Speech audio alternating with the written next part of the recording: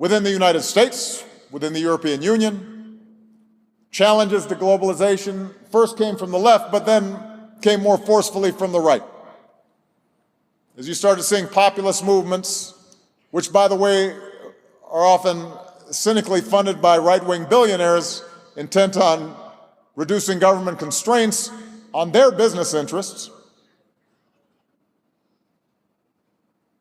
These movements tapped the unease that was felt by many people who lived outside of the urban cores, fears that economic security was slipping away, that their social status and privileges were eroding, that their cultural identities were being threatened by outsiders, somebody that didn't look like them or sound like them or pray as they did. And perhaps more than anything else, the devastating impact of the 2008 financial crisis, in which the reckless behavior of financial elites resulted in years of hardship for ordinary people all around the world, made all the previous assurances of experts ring hollow. All those assurances that somehow financial regulators knew what they were doing, that somebody was minding the store, that global economic integration was an unadulterated good. Because of the actions taken by governments during and after that crisis, including, I should add, by aggressive steps by my administration, the global economy has now returned to healthy growth. But the credibility of the international system, the faith in experts in places like Washington or Brussels, all that had taken a blow.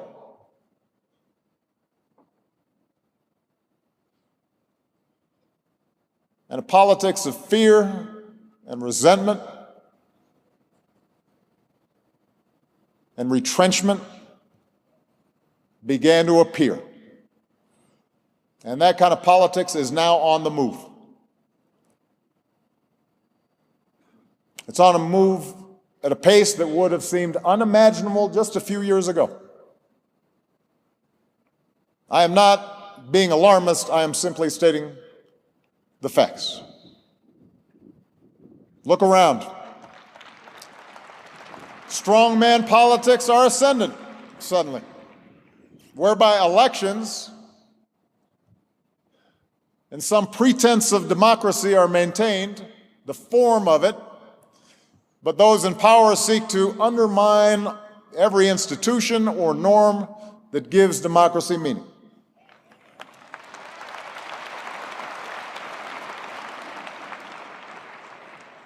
In the West, you've got far-right parties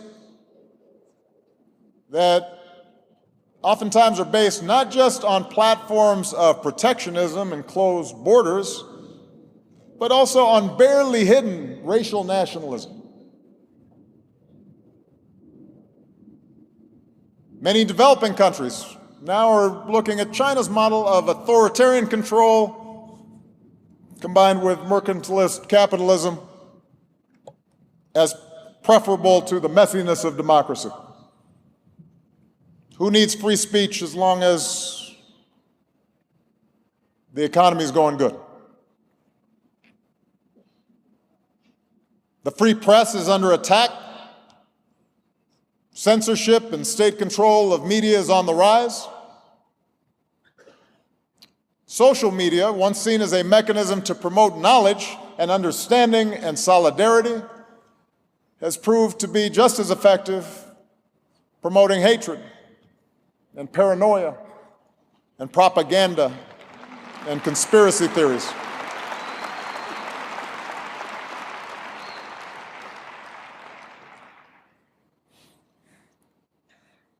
So, on Madiba's 100th birthday,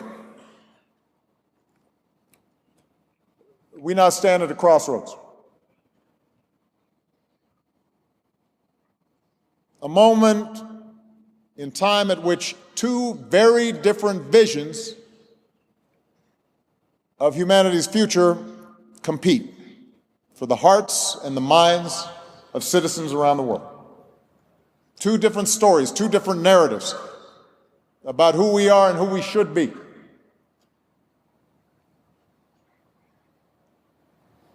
How should we respond? Should we see that wave of hope that we felt with Madiba's release from prison, from the Berlin Wall coming down? Should we see that hope that we had as naive and misguided?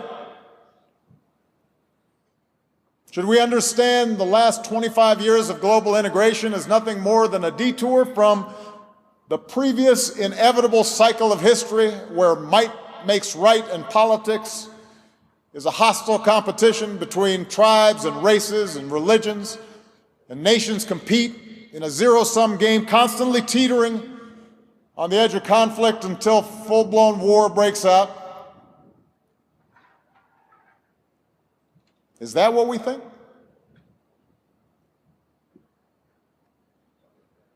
Let me tell you what I believe. I believe in Nelson Mandela's vision. I believe in a vision shared by Gandhi and King and Abraham Lincoln. I believe in a vision of equality and justice and freedom and multiracial democracy built on the premise that all people are created equal and they're endowed by our Creator with certain inalienable rights.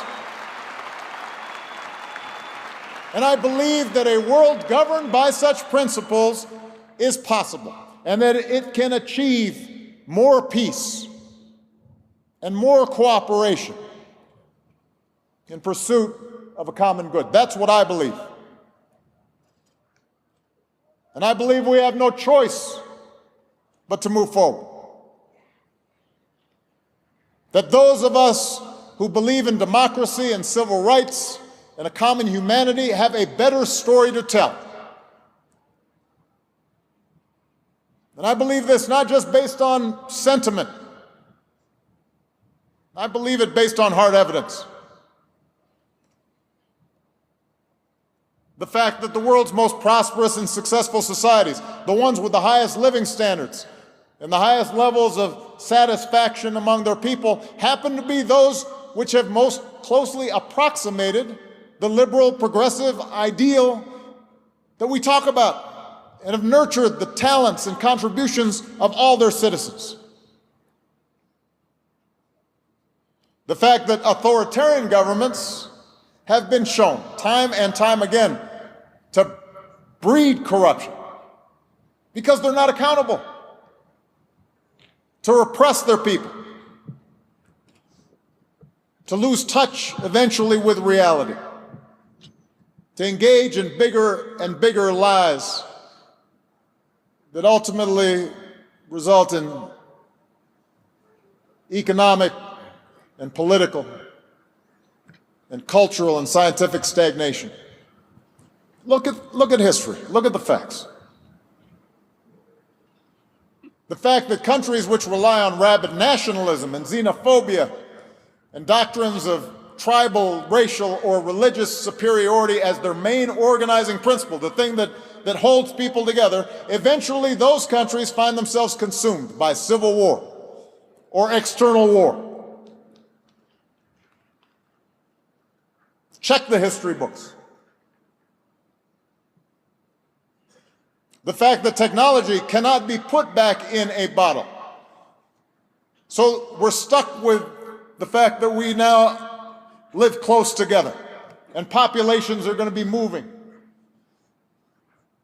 And environmental challenges are not going to go away on their own.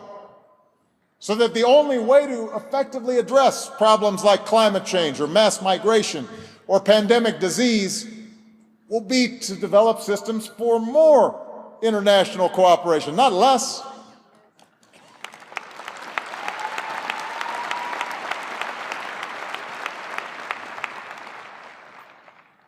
We have a better story to tell. But to say that our vision for the future is better is not to say that it will inevitably win.